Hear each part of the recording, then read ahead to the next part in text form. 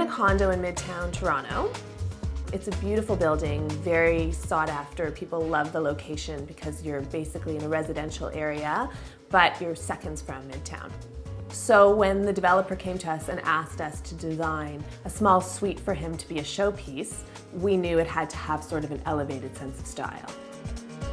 The difficult part about this unit was we needed it to function like a high-style apartment does. So every appliance, every need needed to be worked into the plan, yet we weren't prepared to compromise that look of luxury in under 400 square feet.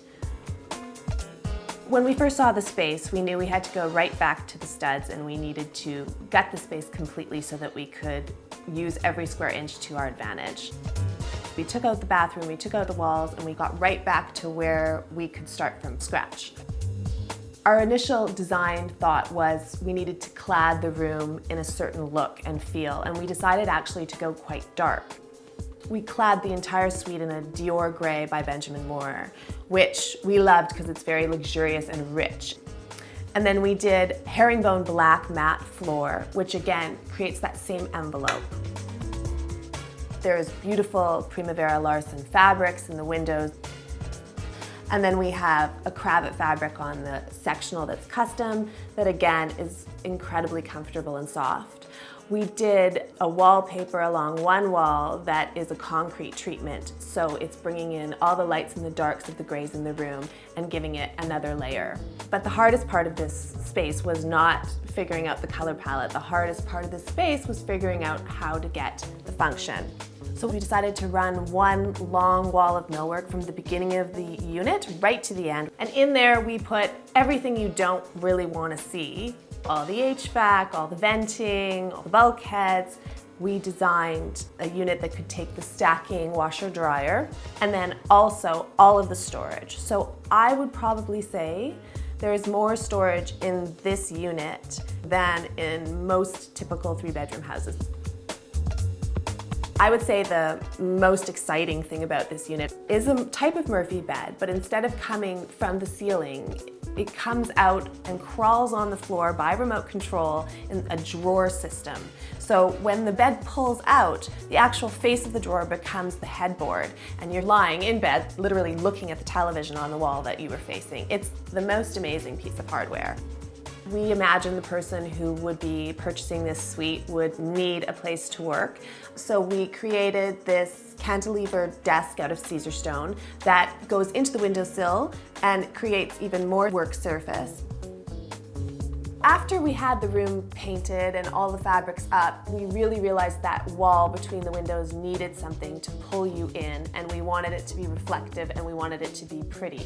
My partner actually saw a mirror similar to this that was $1 trillion that we couldn't afford for the suite. So we sort of thought, why don't we get it made?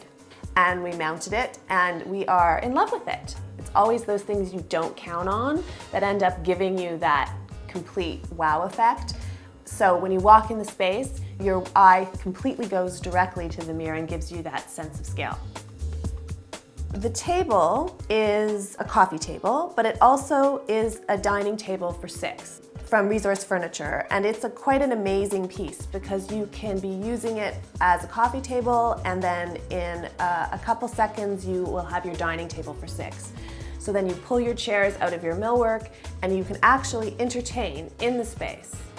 The kitchen looks like a bar, but really it's a fully functioning kitchen. Every appliance is in the kitchen and you could completely make a full meal and entertain in this suite.